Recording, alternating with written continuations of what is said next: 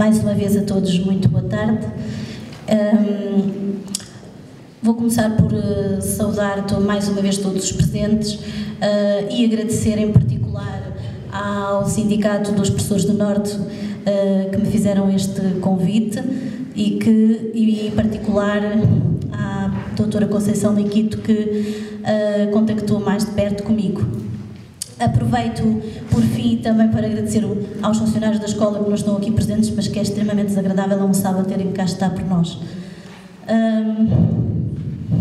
Depois destas intervenções tão brilhantes, custa-me um bocadinho ser eu agora a fazer a deixar aqui o meu depoimento, uma vez que houve aqui testemunhos muito digamos, como é que eu posso dizer, com muitos problemas, com certeza, e certamente que os meus não serão maiores. De qualquer das formas,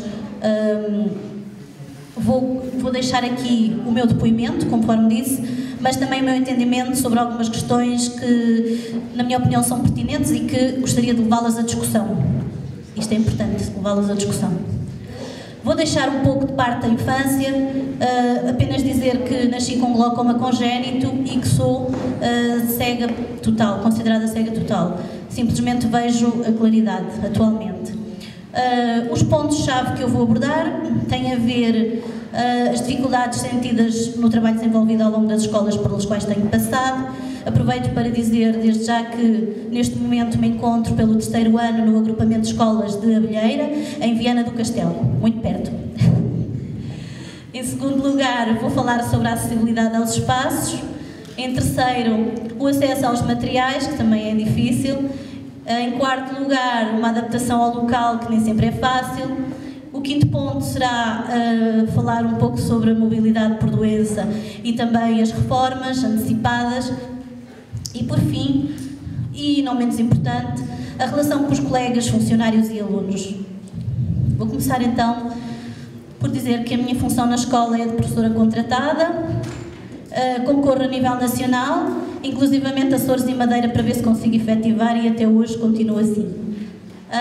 A minha formação inicial é de Línguas e Literaturas Modernas, pela Faculdade de Letras da Universidade Clássica de Lisboa.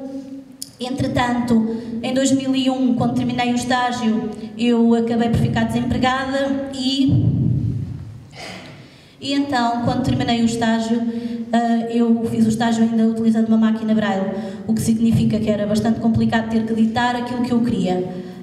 O que fez com que eu um dia perdesse tudo quando ditei a alguém no computador e disse, não, eu também hei de ser capaz. Então o que eu fiz foi, agora vou aprender e vou meter até mais que um curso ao mesmo tempo. Eu às vezes sou um pouco assim. Eu não faço nada, mas quando faço é mesmo para fazer. Então entrei em 2 cursos ao mesmo tempo e em pouco tempo aprendi realmente a utilizar o computador. E foi uma mais-valia. Então, gostaria de vos dizer que vou deixar aqui 2 experiências. Primeiro, como professora de Línguas e Literaturas Modernas na variante de Estudos Portugueses e Franceses, onde encontrei bastantes dificuldades, naturalmente, mas ultrapassáveis. E depois, uma experiência como professora de Educação Especial, em que tenho uma especialização na área da deficiência visual e desenvolvimento cognitivo motor. A minha experiência é, de facto, na área da deficiência visual. O que acontece é que cada vez que eu fico fora, eu não tenho muito o que fazer. Das duas, uma, ou telefono à família, ou aproveito para estudar. Então, sempre que eu fico fora, faço uma especialização. Pronto, e foi um pouco isso que aconteceu. Depois, acabei por fazer também um mestrado na área da deficiência visual. Como eu ia dizer, durante o tempo que fiquei desempregada, a seguir a 2001, depois de ter tirado estes cursos de informática e tiflotecnologia, tiflotecnologia tem a ver com as TIC adaptadas a pessoas com deficiência visual. E de modo que também fui formadora nesta área, o que me deu algumas habilitações para depois também, na área da educação especial, poder ajudar os meus alunos. É uma coisa que eu gosto bastante, é dar formação, e atualmente também tenho contribuído com escolas onde estou para dar formação aos colegas nesta área da educação especial. Atualmente, como não podia estar parada, fui convidada pela Faculdade de Aveiro para escrever um artigo científico. Confesso-vos que não é fácil, mas vamos ver até ao fim do ano se fica pronto. Do próximo. Muito bem, então encontro-me a trabalhar em Viana do Castelo, costumo vir todas as semanas porque o meu marido está cá, mas realmente vivo nos subúrbios daqui de Lisboa, de maneira que sou acompanhada por um cão-guia que, pobre animal, claro que tem que fazer todas as semanas 5 horas até Viana, mais 5 horas até Lisboa. Portanto, toda a minha deficiência, naturalmente, uma vez que eu disse que ela era congénita, foi concebida antes da minha licenciatura. Toda a minha licenciatura já foi feita com a aquisição do Braille e utilização do Braille. Naturalmente que toda esta formação não é por acaso, as coisas acontecem porque alguém nos ajudou. E os fatores pessoais, bem como os sociais, escolares, contexto familiar envolvente, tudo isso tem muita pertinência para a nossa formação e para a nossa fase adulta. E conforme dizia a doutora Patrícia Neca, ela lia uma transcrição que dizia: os meus pais acreditavam em mim. E de facto, eu acrescento, eles viram dificuldades, mas superáveis naturalmente. E eles já em miúda diziam, em jeito de piada ou mesmo realidade, diziam: esta miúda dá-nos cabo da cabeça. Mexem tudo, não para um minuto, e realmente eu acho que era mesmo rebelde. E eu, às vezes, zango-me um pouco com o Eros, que é o meu cão-guia, porque ele realmente é assim, ele quer mexer em tudo, ele quer ver tudo, é muito curioso, mas eu acho que estou a pagar por isso hoje, porque tive um outro, tive um cão-guia que tive durante 10 anos, era um cão espetacular, bastante calmo, claro que teve esta fase, mas este cão está com 3 anos e, portanto, é muito jovem e está na flor da idade, não é? E quer ser cão ainda, e, portanto, até que ele dê a confiança que o outro dava, é naturalmente difícil a gente querer um cão com 10 anos e ter um com 3, não pode, não é? Depois, acho que vou deixar aqui uma nota que acho que é muito importante, e já que falei dos cães-guia há bocado, podia ter falado nela e passou-me. Aproveito só para dizer que quando um cão-guia está a trabalhar, quando vai a conduzir o dono, quando passa, não devem tocar nele. Eu não disse, e depois, logo assim que eu acabei de falar, alguém tocou nele e disse: oh meu Deus, já toquei nele. Pois, não devia. Quando é assim, deve-se pedir sempre ao dono, não se deve dar comida, porque estes 3 cães que se encontram nesta sala estão-se a portar como gente e não fizeram disparates até agora. Poderão fazê-lo, mas se tivessem dado comida a qualquer um deles, certamente que já teriam feito. Depois, então vou começar pelo primeiro ponto, prometo ser breve, parece que só agora é que estou a começar, não é? Mas não é verdade. As dificuldades sentidas no trabalho ao nível das escolas, o que eu noto é que existe 8 ou 80, ou existe uma pouca sensibilidade por parte dos colegas, ou então existe uma grande admiração. Normalmente, a grande maioria é mesmo admiração. As pessoas acham estranho como é que eu fui parar a Viana do Castelo, porque é que fui e porque é que ninguém fez nada. E eu só digo: bom, mas isso não é dos concursos nacionais que são assim e que não olham para isto. Depois, enquanto eu era, falo-vos da primeira experiência agora, nas dificuldades, enquanto eu era professora de português e francês, eu, portanto, tinha mais dificuldade, não podia escrever no quadro negro, não é? O que eu fazia era utilizava o projetor e projetava os acetatos. Ou então pedia a um dos meninos que fosse ao quadro, cada dia eles estavam estipulados: hoje vais tu, amanhã vou eu, e eles até diziam: professora, mas hoje sou eu, hoje é a lição número 4, eu sou o número 4, quando chega a lição número 20 vamos começar tudo de novo, então começava tudo outra vez. E eles gostavam muito de fazer este tipo de colaboração. Eu acho que isto é fundamental incutir isto na nossa sociedade, porque eles são o nosso futuro, não é? De modo que eu acho que é importante os professores estarem presentes nas escolas, pessoas com deficiência, seja ela qual for.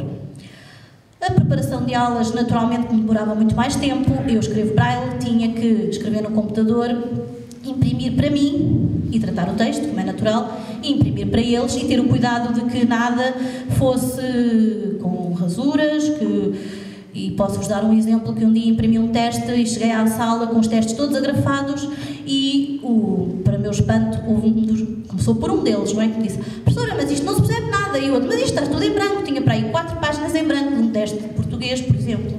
Eu disse: pronto, meninos, não se preocupem, vamos começar pela parte da composição. Ditei-lhes o que é que tinham que fazer na composição e na aula seguinte fizeram o teste, mas como podem ver, isto é bastante desagradável, não é? A pessoa está ali a trabalhar, imprime, pensa que tem tinta na impressora e afinal não tinha. Pronto. Depois, relativamente à leitura de testes, eu tinha por norma pedir, como há bocadinho foi referido, pede-se que se leiam, como disse a doutora Graça Gerardo, tem que se pagar para isso.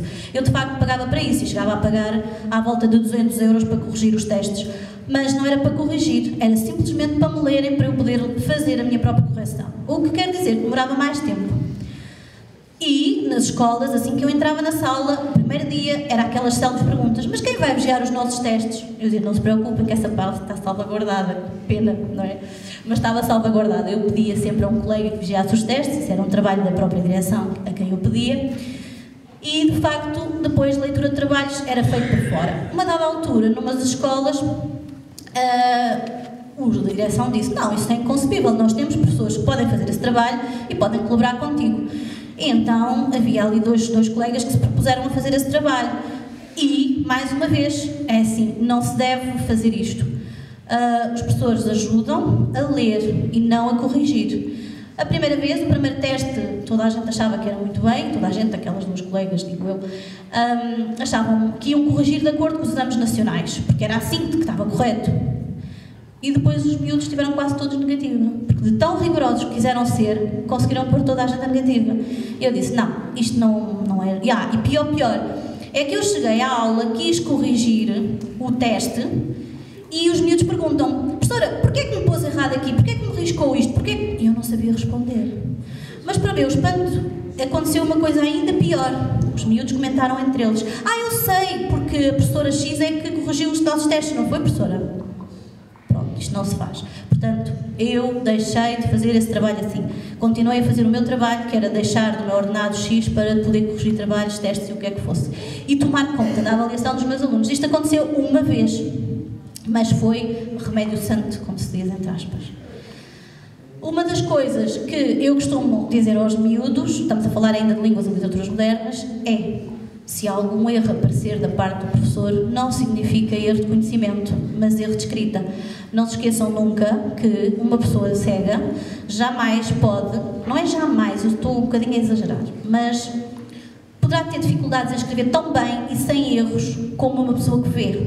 Diariamente vocês vão de concordar comigo que estão sempre a ser confrontados com a publicidade, seja ela enganosa ou não, mas estão sempre a ser confrontados com ela.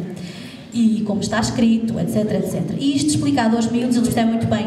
Eu faço um esforço enorme para, atualmente e desde sempre, pôr os meus miúdos a escrever. Não é porque sou professora de português, mas se calhar também, para que eles escrevam o melhor possível. Depois... Temos que ir adiantando. Vou adiantar. Portanto, esta atitude não é acessível, mas é melhor para que dê confiança aos alunos e para a nossa autoestima. Depois, na acessibilidade aos espaços. A acessibilidade aos espaços, temos escolas de referência e muitas vezes existem vales de escoamento, deslocações entre escolas que são difíceis, objetos no caminho, coadjuvâncias sim, mas temporárias. Eu não sou muito a favor das coadjuvâncias, já perceberam, embora seja de lei e é um bocado polémico. Depois, no acesso aos materiais, muitas vezes nas escolas, mesmo nas de referência, existem placares com reuniões, manda-se por mail umas vezes sim, outras vezes não, e quando se vai para uma reunião esquecem sempre dos professores com baixa visão e com cegueira. Isto é assim, são coisas muito por alto, que eu não posso dizer tudo, não é? Já perceberam. Esquecem-se, põem imagens digitalizadas, portanto, dão as coisas em imagem. E na maioria das escolas têm poucos materiais e poucas condições, quer para os professores, quer para os alunos. Portanto, eu deixo aqui um desafio, que ninguém se calhar pensou nisso, mas também não sei se serei a primeira. Já alguma vez alguém pensou porque é que as escolas de referência não têm livros todos iguais? Porque é que a DGIDC não vai fazer, ou o Ministério da Educação, não diz que as escolas de referência devem escolher todas o mesmo livro? E assim todos os meninos cegos teriam acesso aos livros. Depois, fala-se tanto de acessibilidade, usabilidade e design universal. Onde é que ele está aqui? Não está, porque os livros são inacessíveis ou são inexistentes. No outro dia veio uma pen assim, feita para outra colega igual e que tinha flash, conforme eu expliquei há bocadinho. Depois, isto traz o quê? Acaba por haver discriminação e desigualdade. Onde é que está a inclusão aqui? Uma das coisas que realmente está a acontecer aqui é que eu não passei PowerPoint porque acho que assim somos todos iguais, ou estamos com atenção, ou então ninguém vai perceber nada. Depois, relativamente à adaptação ao local, não é impraticável, mas é difícil ir para Viana do Castelo, não é a mesma coisa que estar em Lisboa, que nós conhecemos. Agora, também é importante ter alguma autonomia para isto, não é? Muitas pessoas ficam em casa por falta de autonomia. Recordo-me o primeiro fim de semana que estive em Viana do Castelo e não conhecia nada. Aluguei a minha primeira casa no autocarro, não é normal, mas teve que ser assim. Agora, o que mais custa é que o ano passado existia uma vaga em Rio de Moura e eu estava em Viana do Castelo, porque eu sou da Tapada das Mercês. Agora, tudo isto era ultrapassável se eu soubesse que ia ter estabilidade um dia. É a correr atrás disto que eu ando. E o único recurso que eu poderia ter neste momento era a mobilidade por doença, mas como sou professora contratada, não tenho. Será que eu deixei de ter problemas só porque sou contratada? Trabalho tão bem ou melhor que outro colega qualquer que esteja no quadro. E a verdade é que os professores do quadro, às vezes alguns com mais problemas, outros com menos do que eu. Depois, relativamente à mobilidade e reformas, e estou quase a terminar, por exemplo, é verdade que isto da mobilidade já foi falado, mas também a parte das reformas, ou seja, qualquer pessoa com deficiência tem muito maior desgaste, quer seja ao nível físico, quer seja ao nível pessoal, desculpem, não queria dizer pessoal, queria mais dizer psicológico, emocional. No fundo, as nossas emoções estão sempre à flor da pele. Estamos sempre a ser confrontados com problemas, sempre a ser confrontados com colegas, discriminações, etc, etc. A relação com os colegas e outros funcionários, bem como alunos, não tenho tido grandes problemas relativamente a isso, mas noto alguma distinção quando abordam uma pessoa que vê ou uma pessoa que não vê. Não vou dizer que nunca senti essa discriminação, porque sinto que é mais fácil abordarem uma pessoa que vê, mas também sinto que preciso de impor um pouco a minha posição e provar às vezes o que não é provável. Depois, vou terminar. A relação com os alunos, o que eu faço é tentar deixar neles, dar-lhes o meu exemplo. É o melhor que eu posso fazer. Depois, só um bocadinho para terminar. Vou terminar dizendo que aquilo que eu mais gosto de fazer é lecionar. Vou deixar o meu e-mail se alguém quiser fazer alguma questão, tenho todo o gosto em responder. O meu e-mail é o seguinte, tudo em letra pequena: carla.alexandra.gmail.com. E deixo aqui uma máxima: a felicidade somos nós que a construímos. Essencialmente é fruto da personalidade, da persistência e a capacidade para se ver as expectativas defraudadas e se erguer ainda mais com firmeza. A aspiração é, nas pessoas com deficiência, uma virtude para se poder vencer. Obrigada a todos. Boa tarde.